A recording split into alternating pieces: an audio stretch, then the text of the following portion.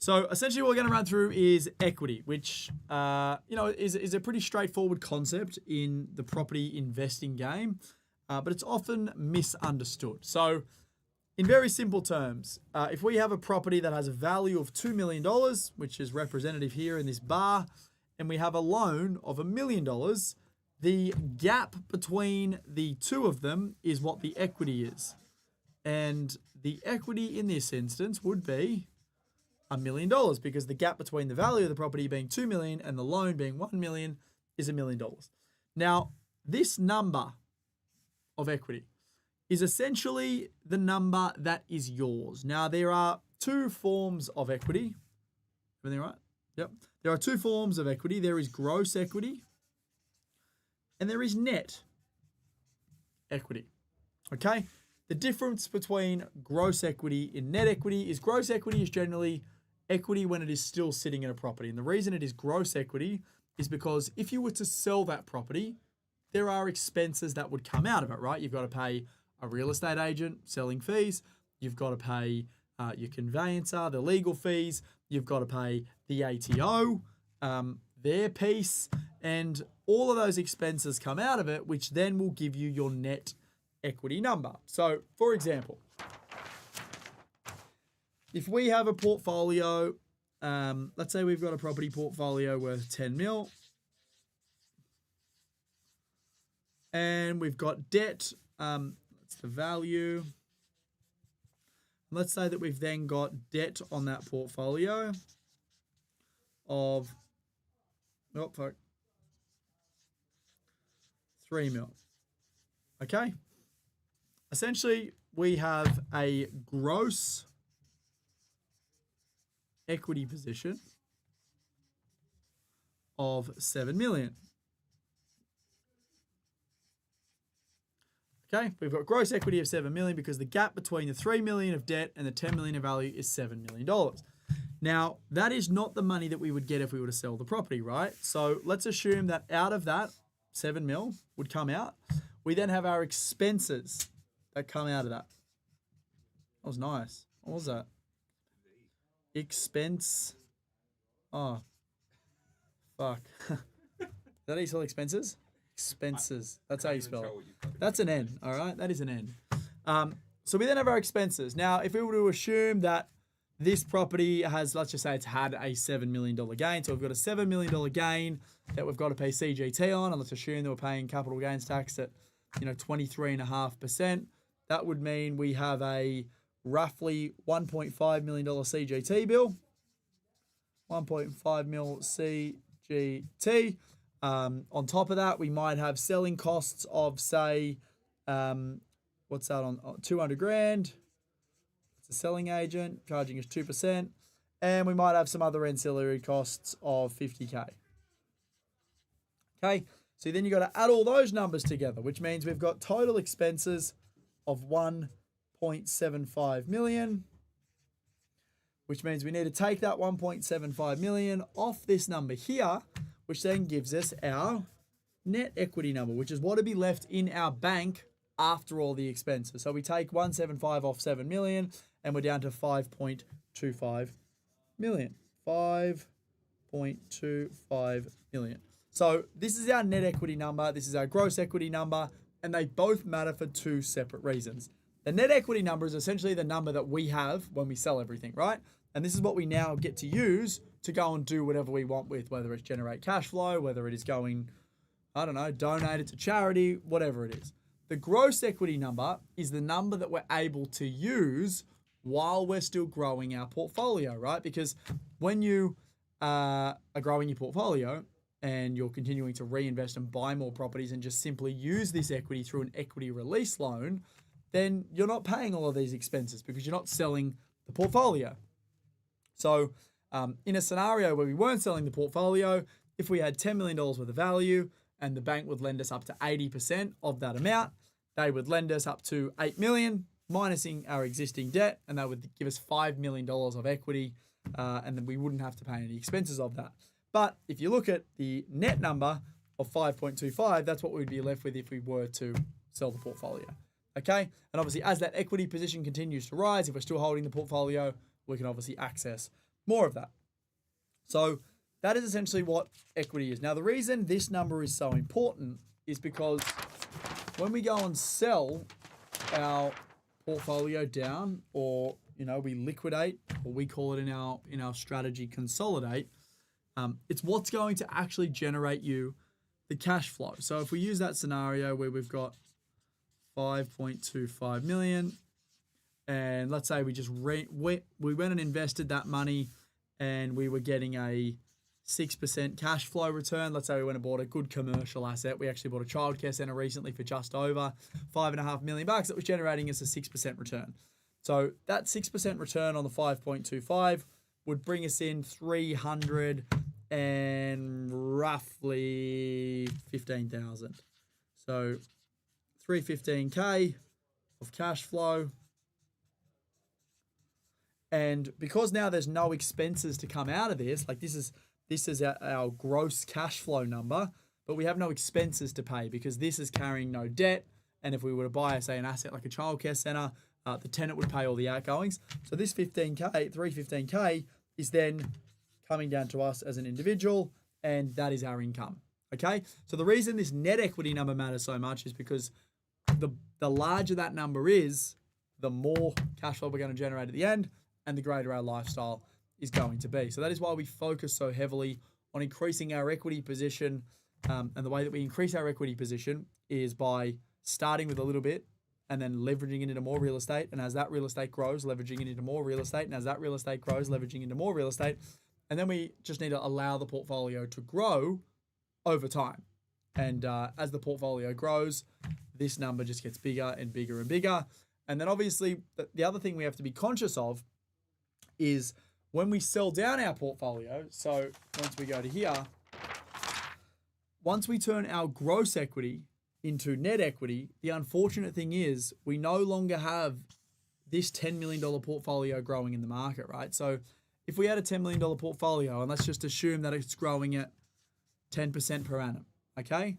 Every year it's making us $1 million. Now, once we sell that property down, or properties down, and we pay all of expenses, and we now got 5.2 million worth of net equity, even if this grows at the same 10%, because our asset base is smaller, even though we were carrying debt up here, but our asset base is smaller, it means on here we're only generating $525,000 per year, but on here we're generating $1 million a year.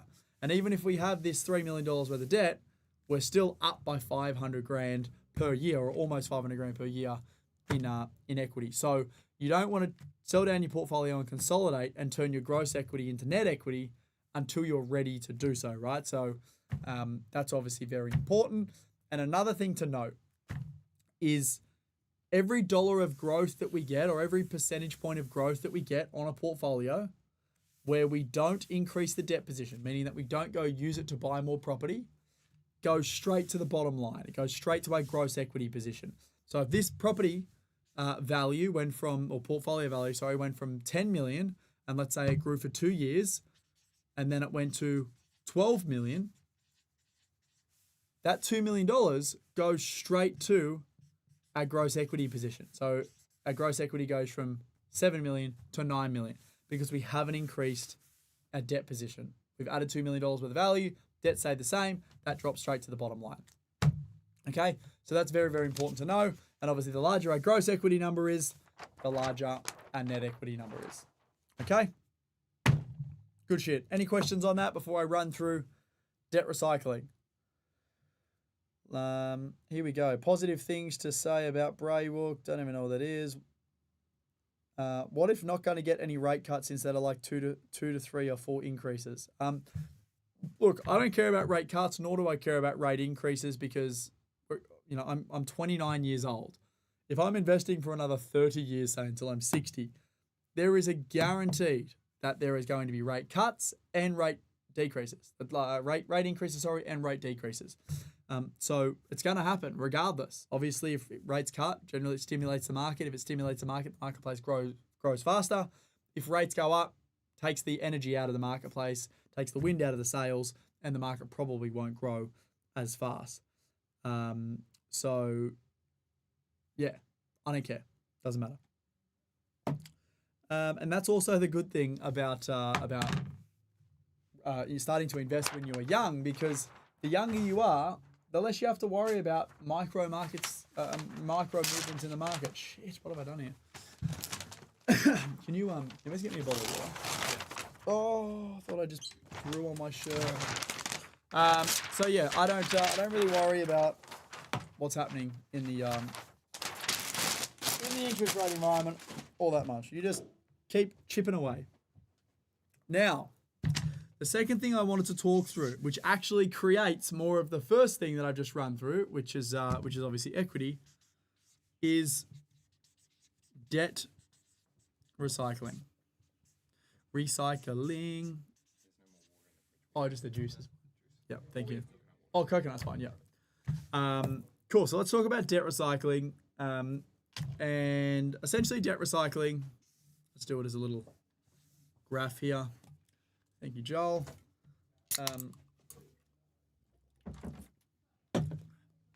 So essentially, debt recycling is you've got good debt and you've got bad debt. Okay, good debt is generally debt that is associated with assets, things that grow in value, and things that are tax deductible. Bad debt is essentially debt that is associated with things that are not tax deductible and things that generally do depreciate in value. So, if we talk about a home loan of your owner-occupier property, and let's say it's $1 million home loan, and on the flip side, we've got good debt, which is tied to some investment properties, and let's say just for simple numbers, we've got $2 million of good debt here. Now, all of the interest and expenses and all that on these assets and this debt is tax deductible, meaning that any expense out of your pocket can be claimed against your taxable income, versus bad debt. All of the repayments and the costs associated with this property and this debt are paid for with after-tax income, which means you pay your debt, you pay your interest, you pay your tax, fuck me, and then you pay your expenses with the after-tax money. Now, essentially, what we want to do is we want to remove this debt and we want to increase this debt, and that's essentially what debt recycling is. So, if we look at these two properties, and let's say that they bring in $100,000 a year in rental income. I'm very good today. So let's say we're bringing in $100,000 of rental income. The idea would be that we use this rental income to decrease the debt on this property. And then what we would do is, as this debt goes from $1 million to $900,000, we could then, we've decreased our non-deductible debt, our bad debt, we could then increase the debt and bring it across here to be good debt. So we could then release $100,000 that we've paid off this property. It would be a separate loan split. And then if we use that $100,000 to move over here and go buy more investments, whether it's property, whether it's shares, whether it's anything that's an investment, now that $100,000 is tax deductible. Okay? What we've now done is we've increased our debt over this side to 2.1. So we're essentially moving money from here to here. Now, again, if you use that example again, let's say that these properties produce another 100,000. We go across, bang. This goes from 9 to 800,000.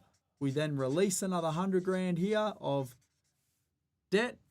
We then make an investment with it, and all of a sudden now we go to 2.2 million, but over here we're only at 800,000. So our debt is actually staying the same in terms of our overall debt position. The difference is on this side, we're making an increase in good debt because we can deduct it. On this side, we're decreasing our bad debt. Now, whether this is property, whether this is shares, whether this is, just your income, decreasing it and then pulling it back out to invest, decreasing it, pull it back out to invest. It makes a massive, massive difference long term. Okay, and this is essentially the aim. The aim that we want to get to is we want to make sure that we have zero bad debt. So no debt that's tied to cars and no debt that's tied to houses or credit cards. We want to make sure we've got no bad debt and we've only got good debt because we get the deductions on them. And obviously when we remove our mortgage, our owner-occupier mortgage, we remove the biggest expense out of our life, which is the repayment we make every single week, month, year. Now, a good example, which is one that one of our clients is doing at the moment, and I run them through this and the scenarios, and painted the picture as to why one is more beneficial than the other. So essentially, they had the owner-occupier property. I'm just going to use round numbers because it's easier for people to understand. It had a rough $1 million worth of debt on it, and it was worth about $2.5 million on the west coast of Australia. Now, they also had some investment properties. They had one investment in Queensland. They had another investment in Western Australia. And they had another investment somewhere else. I can't remember exactly where it was. We didn't buy these investments for them. They just already had them. Now, on these investments, again, I'm just going to say for round numbers, they were all worth $1 million, and they had about 500 grand owing on them. Okay, so they were all like that. So $1 million val, 500 grand owing. Now, what we worked out is to pay this $1 million of debt off, if they went ultra aggressive, they would have probably spent the next 15 years minimum paying off this $1 million debt. Okay, and the $1 million debt was costing them around about $65,000 a year after tax. So around about, what's that work out to be? $1,100 a week, $1,200 a week, maybe a tad more. So $1,200 a week was going towards their mortgage every single week, and it was going to take them another 15 years to pay it off. And the interest that they will pay on that mortgage over the next 15 years would be around about $500,000 to $600,000 over 15 years. So they're going to pay this $1 million off, but they're not just going to pay back $1 million over the next 15 years. They're going to pay back the $1 million of debt plus roughly another $500,000 of interest. So it's going to cost them 500 grand over 15 years to pay this down. Okay? But they had all of these investment properties that had equity in them. Okay? So let's say they had $3 million worth of investments. Actually, it wasn't quite that amount, but let's just say it was $3 million worth of investments value, and they had $1.5 million worth of debt on it. So what I said to them was, instead of spending the next 15 years being really cash constrained, obviously having investment assets in the market, which is great, why don't we sell 2 of these properties? Okay, cash out $1 million, pay back the debt on the investments, get $1 million, and use that $1 million to come over here and eliminate this debt. Okay, so we're going to sell $2 million worth of investment assets to get the $1 million out of them, to get rid of our owner-occupier debt completely, and then be completely debt-free. Now, they said they're going to live in this house forever and they're not going to upsize anymore. The only other thing they'll do in the future is they'll downsize. So I said, great, that's a forever home. So what I showed them was, we remove this, we could do this next year, which is what they're going to do. Get rid of this. Straight away, they save between $500K to $600K in interest. Okay? Because they no longer have to pay interest on this mortgage that is non-deductible for the next 15 years. So they're going to save $500,000 to $600,000 in interest, but there is some expenses that they've incurred for selling the properties. Now, capital gains tax is not an extra expense they've incurred. They've just brought the capital gains tax forward and they're paying it earlier than what they would have paid, but they would have eventually paid the CGT when they sold these properties anyway. So I said, we don't need to include the CGT because that's an unavoidable cost. But a cost that we are going to have to pay again is the cost to replace these properties. So if we're going to replace 2 properties, let's say we had to go buy 2 more properties at $1 million, we're going to have to pay $60K in stamp duty on each of those properties. So $60K plus $60K, because that is an avoidable cost. We wouldn't have to pay stamp duty again if we didn't sell these 2 properties down, but we've got to replace these 2 properties. So this is something that we have to pay again. So $60K plus $60K is $120,000. And there's probably, $10,000 to $20,000 worth of ancillary costs, like conveyancing, like all that jazz. So let's say that there's 20 plus 20 grand. So now they are 140 of cost that they've had to spend. So they've accumulated 140 of cost, but they've now saved themselves conservatively $500,000 in interest, but aggressively they've $600,000 in interest. Which means if you go 140, if we just took a midpoint and say we say 550, they are circa $400K up by doing that. Selling down, using the gains to pay off the home, they're now $400,000 better off over the next 15 years. And now because this property is debt-free, what we then do is we go, let's just say it's worth $1 million, okay? We said I had $1 million of debt. Let's just say it's worth $1 million and it's got 0 debt on it. Now we use the equity from the property to go and replace the 2 investments. We could literally sell these investments today, get the gains out of them, and then go and rebuy them. And like I said, the only cost that's incurred by doing that is the stamps, because the CGT would have had to be paid anyway. And that's exactly what we're doing for these clients. So that is essentially debt recycling. It is a different form of debt recycling, but it is debt recycling and reducing debt. We've used equity that we've had in here, and this is obviously why equity is so important, like I said, because equity is the money that you get when you sell the properties. We've then decreased the non-deductible debt. Even with the costs incurred, they're going to be $400,000 better off. Plus, every single week now, back in their bank account, they have that $1,200 that they were paying on the mortgage in their back pocket. So they feel much wealthier now from a cash flow point of view. And we then just go and replace those properties either like for like, or we go and buy better assets at the same value. So that is debt recycling in a nutshell. And the number one aim that we want to make, or that we want to get out of this, is we want to remove the owner-occupied debt as soon as we can in our life, so we have this free cash flow. Because everyone's biggest expense if they have a mortgage is the repayment. And once they remove that repayment, they get 50 to 60% of their income back and they feel much wealthier. So that is where we want to get to. Now, a strategy that we use often is and this is a debt reduction strategy.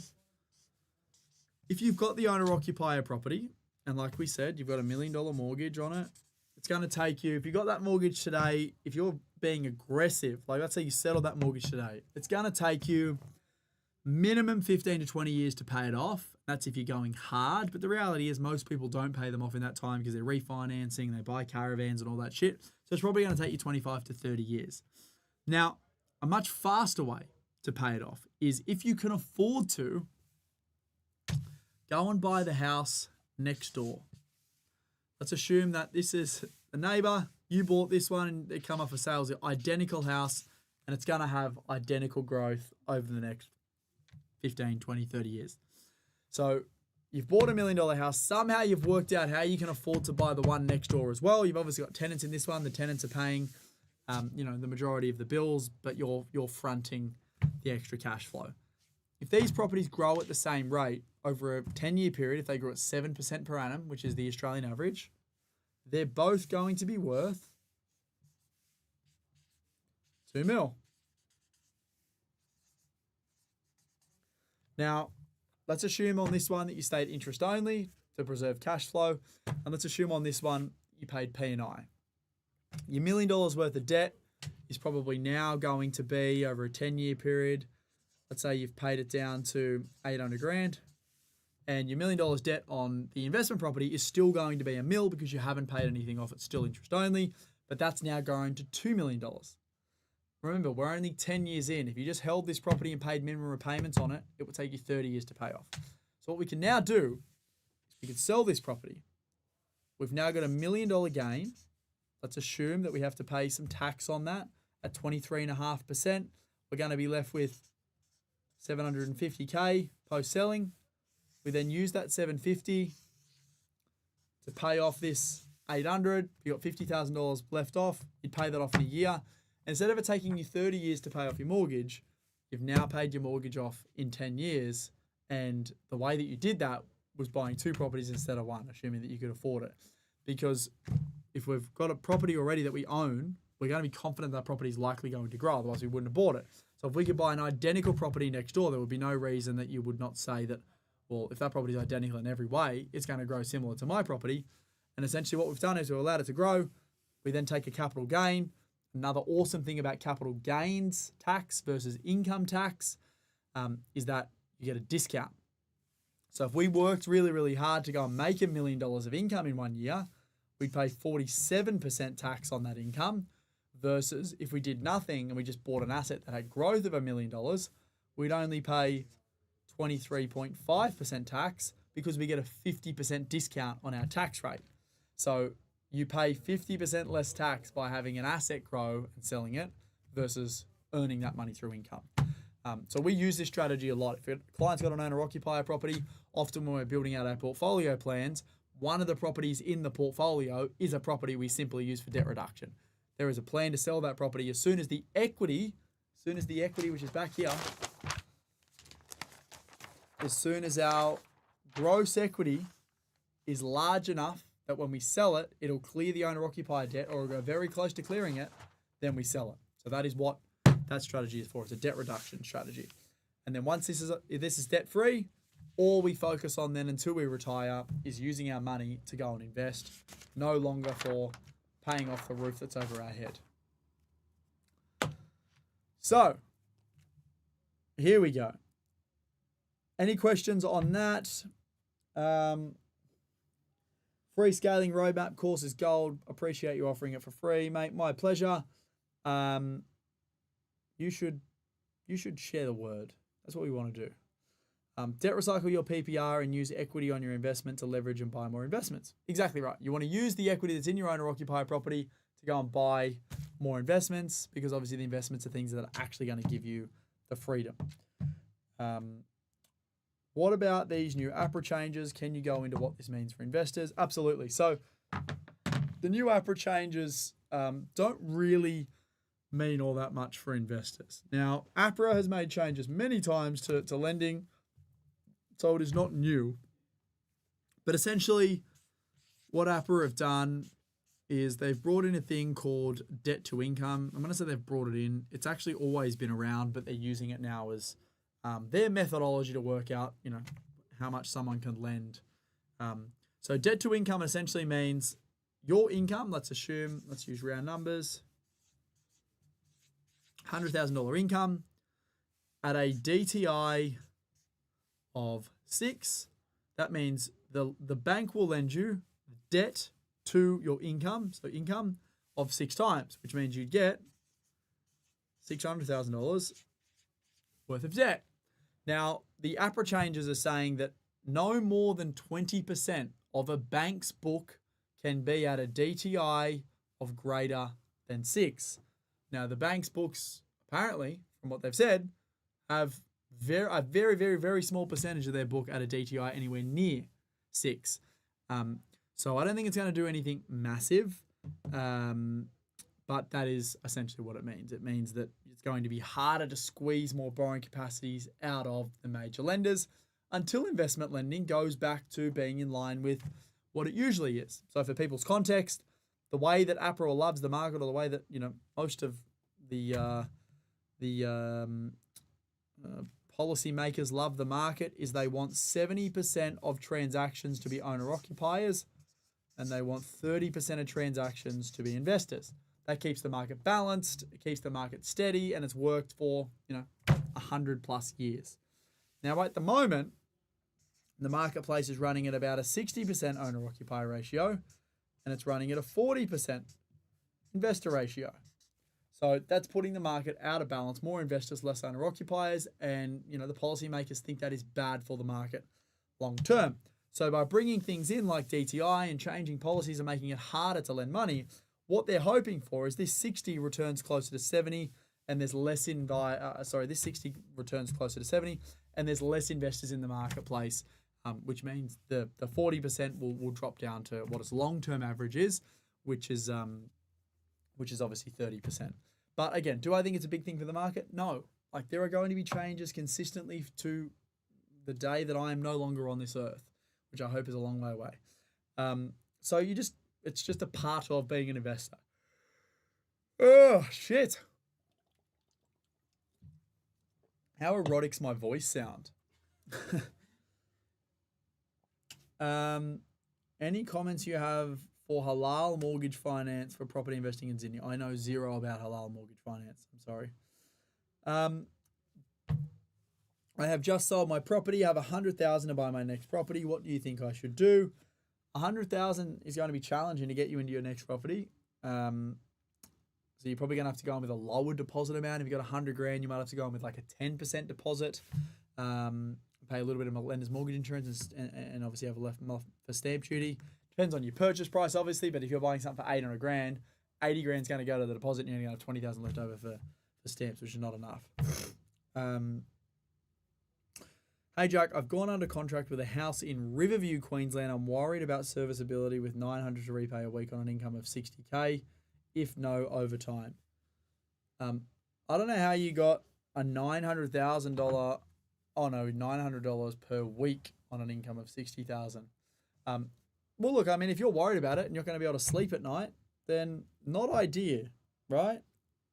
Not ideal. You don't want to be stressing, but at the same token, you also want to understand, like, if it's going to have tenants, how much are the tenants going to be paying on that property? You know, what's the reality of tenants not being in there for longer than 4 weeks a year? Then work out your cash flow numbers. That if it's $900 a week and tenants are paying $600, then there's a $300 gap that you've got to pay, right? That's much easier to pay than $900 a week. And then even if you said there's a month worth of vacancy, so there's a month where you're not going to be receiving the $600 per week, that works out to be $2,400 per year. So on top of your $300 per week for, 48 weeks of the year, you're then going to have 4 weeks of the year where you've got to pay the full $900 and work out your cash flow on that. But at the end of the day, there's two things you got to do. One is obviously make your money work harder for you, and the other is probably work on increasing that income as well. So, cool. Loud and clear. Here we go. So, here we go. What does Julio says? Purchased my first property back in May. Usable equity of $115,000. Can I go again? But it is my PPR for 1 year for. What does that say? So can go again, but it is my PPR for 1 year for stamp duty exemption. Got biz 80K income last 6 months, and broker suggested low doc. Yeah. I mean, low doc can work, but again, $115,000 of equity is going to be challenging. It's probably not enough equity to go buy another property. We usually say to clients they need 2 to 250 bare minimum. So with $115,000, you're going to struggle essentially to have enough money for your stamp duty, your deposit, and your costs associated with it, unless you have more cash. Tate says, it might be a dumb question. What are your thoughts on installing solar systems on investment properties? Can they increase returns? Look, generally not. I mean, solar systems obviously lower your power bill. Sure, they may add value to the property, but I don't know. I've never looked at a property and thought, oh, wow, it's got solar, I'll pay more for it. Maybe as an owner-occupier, but not as an investor. And obviously on your investment property, the tenant pays the power bill. So I don't think it makes a great deal of sense as an investor. I'm actually installing a huge solar system at the moment up at the wedding venue. And the reason I'm doing that is because we need power at this location, and it's much cheaper to install solar there than it is to bring mains power from the homestead up there, because it would cost hundreds of thousands of dollars, and the solar system will be about $150,000, so much cheaper. And it's off grid. So we're doing a bit for the environment as well. But for an investment, probably not. And I've never put solar on any investment property. Is Western Sydney apartments still worth it? And if so, what about Seven Hills? I would never buy an apartment in Western Sydney. And the main reason for that is because the vast majority of people who live in Western Sydney live in houses. You know, like I would say, I don't know the exact numbers, but I would say that more than 80% of the dwellings in Western Sydney would be houses, not apartments. If you look at the historical growth rates of apartments in Western Sydney versus houses, probably done less than half of the growth a house has done. And obviously apartments, especially newer apartments, are being built in inferior locations. So I just wouldn't do it. If you're going to buy an apartment, you want to make sure you're buying an apartment in a location where owner-occupiers actually want to live in them, not investors. Can't use FY25 tax returns. Cool. I want to learn more from you. Is there a paid course you offer, or someone new to property investment? I unfortunately don't offer a paid course, but if you go to our website, henderson.com.au, I have like a 12-hour free course that's on our website click it. It's the $100 million scaling course. Sorry, $50 million scaling course. And that'll give you everything that you need to know about myself, the strategy, and how we think about investing. So go to our website, henderson.com.au, and get the scaling course for free. Oh, yeah. Oh, yeah. I'll go on YouTube. Watch my YouTube. You're on here, You're on here now. Hey, I'm here. My name is Jack. Property price, I'm targeting 400 to 500,000. I have no idea where you'd buy for 400 to 500,000, so I'm not your guy there. All right, I managed to debt recycle my PPOR down to 30K. I have 175,000 equity for an investment, which I used some of the cash for purchasing a one-bedroom unit in Melbourne with the help of another 150K equity release. You did such a great job. You paid off your owner-occupier home. You have $30,000 left off. Why would you go and buy a one-bedroom apartment in Melbourne? Why would you do that? I think you should sell that apartment.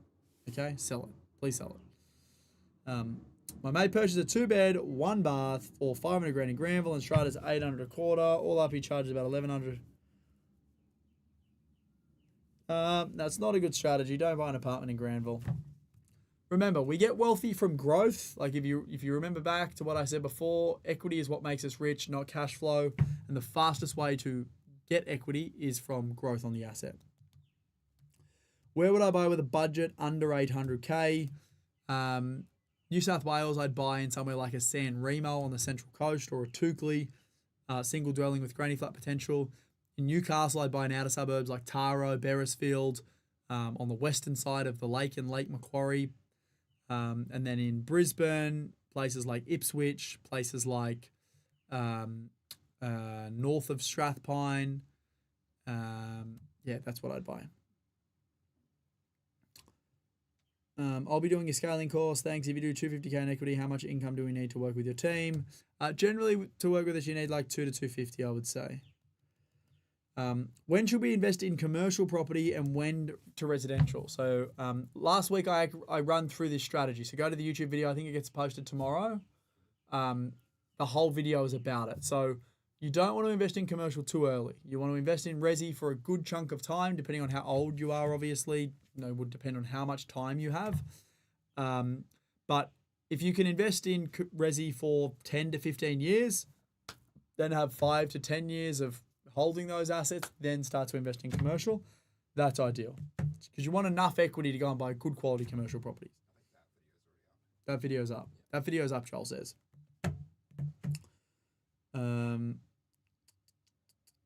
Gone through a separation, have 6 to 650 and annual self-employed income of 100 grand. What should I buy? I rent and claim 50% of my rent for work because I work from home. So where should you buy? If you have 6 to 650,000, I'm assuming, that's good. And I would split that into going to buy a few really solid investments. You could probably leverage that into like maybe $2 million worth of assets, I'd say. And you'd put in your 20 to 30% deposit. Ideally buy properties that cash flow themselves. So you'll need to get something that's generating like a 5.5% rental yield. And then sit on those puppies for a while. If you were putting in an offer that already has gotten a pest and build done by the seller, would you still do your own? Yeah, generally speaking, we do our own. Not always though. So it depends if we know the pest and building inspector that's done it for the vendor. At the end of the day, a pest and building inspector, of course they might be employed by the vendor, but they still can't do anything super dodgy because obviously they have liability. Oh my gosh, tired. In certain instances, we would order new ones. In others, we wouldn't. Well, I refinanced Melbourne and got equity from it and going to buy a 2-bed, 2-story townhouse in Darwin. Darwin. Okay. Just serviceability. I earn low as a bartender. I reckon as a bartender, you could earn big bucks if you're good at getting tips. So focus on getting tips. That's the key. How do you decide between buying another property versus adding a granny flat to existing? It really comes down to serviceability and how your personal cash flow is. So if you've got lots of serviceability and you're not really worried about cash flow to begin with, just keep buying more assets. If you want to make sure that the properties are self-servicing, then yeah, you would buy a you would put a granny flat on before you buy the next one. Last one. House through probate, 700 square meter block through subdivision, Blacktown. Should I buy it without the subdivision take place?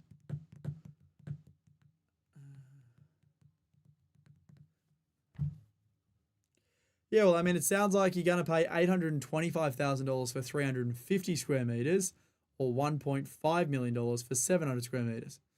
So I'd probably buy the 700 for 1.5 and then do the subdivision yourself in time.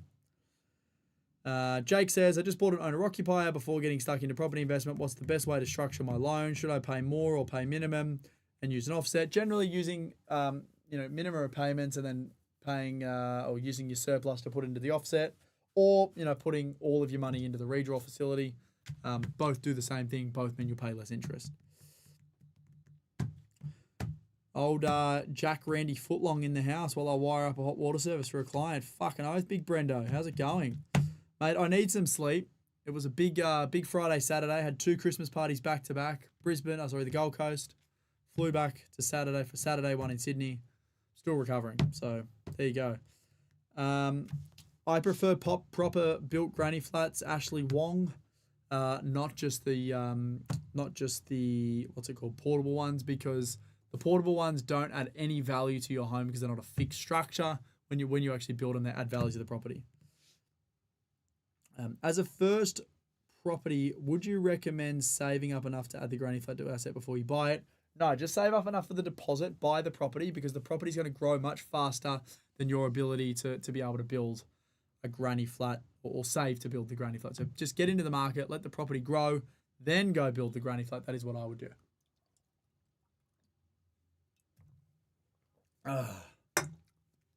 Any more questions? What about on Instagram? Instagram, fire away with questions if you have them. All right. Do you believe that Melbourne metro markets will trace the Sydney level of growth in the next 10 to 20 years? I don't know, because what's affecting Melbourne now is not the market as such. It is the leadership of that state and the policies that they've put in place that has affected the market. So Melbourne as a whole, like if you look at it and go, wow, fundamentals, it's a major city, big population, all the rest of it. But if they keep running that state like a communist, place, then it's going to affect the market long term. So if they fix it and they fix the debt problem they have down there and the crime, and it's actually somewhere like, I don't know about you, but I don't know one person that has said to me, hey, I'm moving from Sydney, hey, I'm moving from Brisbane, hey, I'm moving from the Gold Coast to move to Melbourne. It's always been the other way. Hey, I'm moving from Melbourne. And that's because, it's not maybe as good as what it once was. I've never lived there. I don't know. But that's the issue Melbourne's going to have. It's not the market. It's the leadership that'll affect the market. Would you buy in Geelong? Yes, we do buy in Geelong. I think it's a solid marketplace. Reminds me a lot of Newcastle and New South Wales. But again, caveat. Would I buy there right now if I was open to buying other parts of Australia? No, I wouldn't. With time, my mortgage is reduced on my investment property. How can I increase my interest payout so that I deliver a better value for negative gearing? You can't. You can't just increase the debt on an investment property and then claim that interest. If you increase the debt on an investment property and you do an equity release, you have to use that equity to go buy more investments. If you don't use the equity to go buy more investments, the interest is not tax deductible. So it's all about the purpose of the funds. If you release equity and you use it for something that's non-tax deductible, even if it comes from an investment property, that is not tax deductible. You have to use it for an investment purpose. The course link, Muhammad, just go to henderson.com.au. When you click on it, it will literally be the top banner. It'll say $50 million scaling workshop or course. What are the approx costs of a granny flat and what kind of rough specs do you ask for from the builder? Rough cost to build a granny flat turnkey, 60 square meters. They are 2 bedroom, 1 bathroom, nice kitchen. You're looking at like $250,000 to $300,000 turnkey. Now, what you're going to do is you're going to go ask a granny flat builder and they're going to say, oh, we'll build it for you for $200,000, which is probably true. They will build it for you for 200 grand, but this is what they'll do. They won't give you a driveway. They won't give you landscaping. They won't give you a fence. They won't give you anything. So when you add all of those things up, plus approvals and everything else, it's 300 grand. 1.2 mil equity. Can you help me invest wisely? Absolutely, Ferrari. Just don't go buy a Ferrari because that's not wise. Yeah, I mean, you want to use that equity to go buy more assets. Like, that's how simple it is. First sign you're getting older, bro, is being busted midweek after a bender. Hope the knee is okay. Take care. Rest up. Lots of love, Randy Footlong. Fuck yeah, Randy. What books did you find most useful? Where's the best place to learn about property and finance? The best place to learn about property and finance is from everyone. So, you know, I've been doing this now for, you know, probably 12 years. Like, I bought my first property 10 years ago, but, you know, I was doing education for 2 years prior to that. And I've listened to so many podcasts, read so many books, listened to people speak at events, you know, done a lot of stuff myself. And you learn from everything. You learn from listening, you learn from doing, you learn from being around other people that are doing it. And you've just got to work out what works for you, what clicks with you, what doesn't click with you, and then obviously develop your own approach and strategy off the back of that. Derek Sivers' book is good. Yeah, that's more about mindset. It is important. Useful, not true. Derek Sivers, great book. Where would you buy with 750 to a mil at the moment? Thinking of getting into New South Wales. If you're getting into New South Wales, Central Coast, Lake Macquarie, Newcastle for that budget. 2 investment properties in Perth. Current debt, 1.2. Property valued, 2.1. Realise I'm probably best to venture out of Perth. Not sure where to buy. Yeah, well, I mean, Australia's a big place, right? Perth's very small. Majority of the population's on the East Coast. So that is where I would buy. Love the content. Would you be able to build some more playlists on YouTube? You put so much great content out, it can be disorientating to navigate when first finding your content. That's a good point. Some playlists. You do that? We've got some at the moment, but we can do some when we've got. Can you do playlists with shorts and shit or no? It's a lot of shit, right? After finishing your scaling course, is it wise to spend $4,000 studying a course from Terry Ryder? I've spent lots of money on education. Some of it I've found really useful. Others I've found less useful. The way that I look at any investment in education is to go, well, do you think you can learn something that will either make you more than $4,000 in the future or save you more than $4,000 in the future? And the answer is absolutely yes. So if you use the information that you are taught, it is the wisest thing you can do with money. Because when you get educated, it's not a once-off thing. Education compounds forever and ever, right? So the smarter you are, the more, or the better, decisions you make. The faster you make those decisions, the better you are as a human and the more money you will make. So yeah, it's definitely worthwhile investing in yourself. That's for sure. I need to renovate a house in southeast Melbourne. How and where can I find good trades, carpenter for fascia replacement and pergola, metal flat roof plumbing that are reliable and cost effective? So, Amanda, generally reliable and cost effective, they don't go in the same sentence. If you want cost effective trades, you are going to get cost effective trades that are not reliable, that probably don't show up, that probably don't do the best work. It's like everything in life. You can't have it all, right? So you're either going to pay someone good money to do a good job and you're not going to have the stress, but it's going to cost you money. Or you're going to pay someone less money and you're going to have the stress and they're not going to be reliable, but it might get you the outcome that you want. So you generally do not find cost effective and reliable because good trades are hard to find. Hence the reason so many people ask that question. So if a good tradie is hard to find, what do you think they know? They know how to do a job and they know how to charge a premium for that job. So yeah, that's my take on that. Is there a tool simulator or equity negative gearing mortgage rates and property growth over years to plan a decision when to sell, when to buy? Yes, we have portfolio planning software that allows us to do that. And that's what our master plan clients get, is we actually build out their portfolio plans for them and they know exactly what to do at what point in the journey. Cool, last few questions and I'm going to bounce. It's been an hour. Instagram, if you've got anything, come through with some questions now.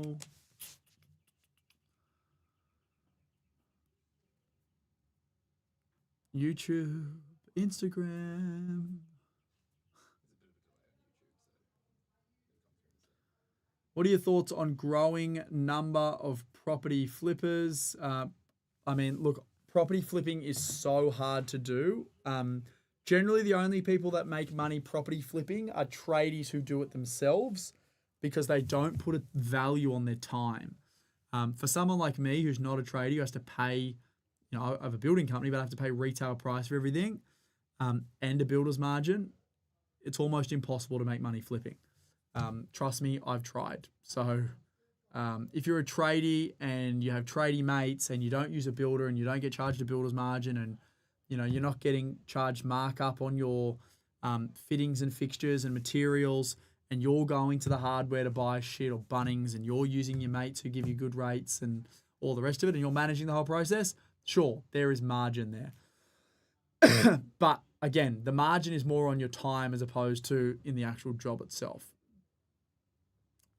So it's very hard to make money flipping properties. 110 in equity, 50 in savings, existing debt of 360, income of 70. Do you think I can afford to get another investment property? Hard. It's going to be hard with that much equity. 1-3 owner rock. Fuck. 1-3 owner occupied house, 500 mortgage, 280 offset, potential redundancy scenario. With work coming up, best approach. Well, probably don't go and get yourself over your head if you're going to get made redundant, that's for sure. But at the end of the day, one door closes, another one opens. So you should go get another job if you're good at what you do and continue to grow. Me and my brother own 2 properties together that are apartments. He's a builder. I'm a real estate sales agent, flipping versus buying, renovating, holding. Buying, renovating, holding works every single time. The only reason you would flip is if you can't afford to hold and you need the capital as income. If you can hold, release the equity and go buy more properties, it's a no-brainer. What do you charge for a couple of hours of one-on-one? I don't do one-on-one, unfortunately. Yeah, I mean, you're getting it now. It's free. Enjoy.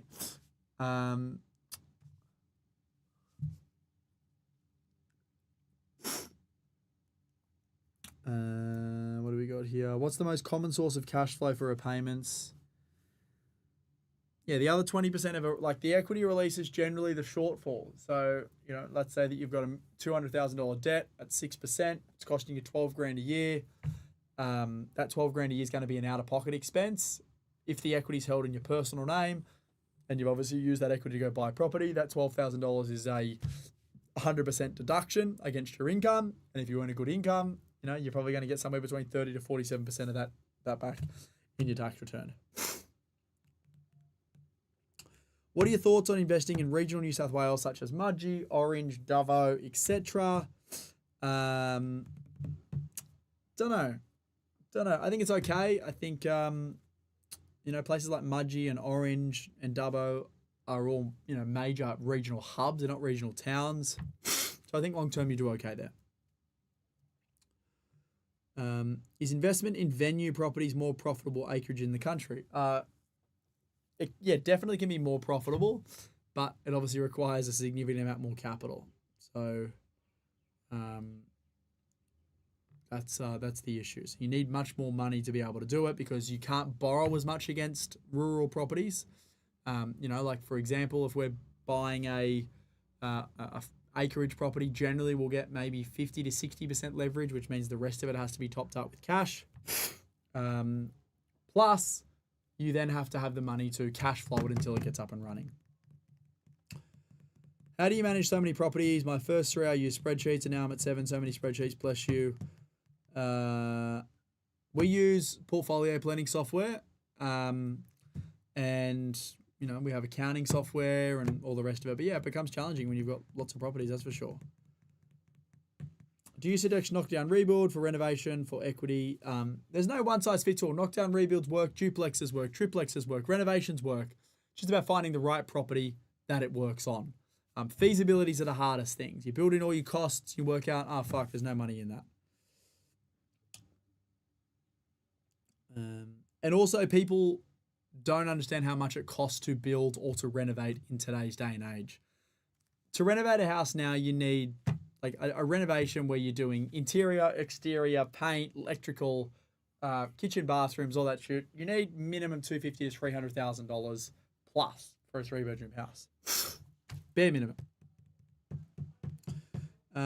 Cool. Last couple of questions. How should I approach investing in property in the next 2 years? The same way I've approached it for the last 10. Buy property, work hard, earn income, and use the equity to buy more.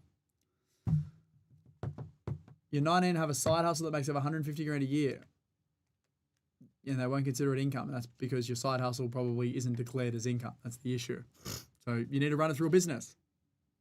Trust me, trying to save on tax will cost you a lot more long term than paying the tax will make you. Would you recommend holding a duplex and using the equity? Yes, that's exactly what I do. Last one. Give me one more question. Come on, one more question. 6:30. I find understanding your content is better than Alex Hormozy. Thank you, Mohammed. That makes me feel good about myself on a day that I don't feel good about myself. All right. Ciao for now, guys. What are we going to do? Yeah, we'll just let the guys know. We'll do one more next week. Another one next week. Last of the That'll year. be my last live for the year because then I'm going on holidays. So we will see you all next Wednesday again, 5:30. That's us. Thank you so much. Oh, here we go. If we buy a house using guarantee scheme, is it possible to turn it into an investment property after 12 months? Yes, you can. Absolutely, you can. When will you hit 50 mil in assets, Coco? I've got 50 already. Go for the Bondi run, Jack. Makes you feel great. I can't. I've got fractures in my leg. It's no good. It's no good. All right, guys. Ciao for now. Thank you. Bye.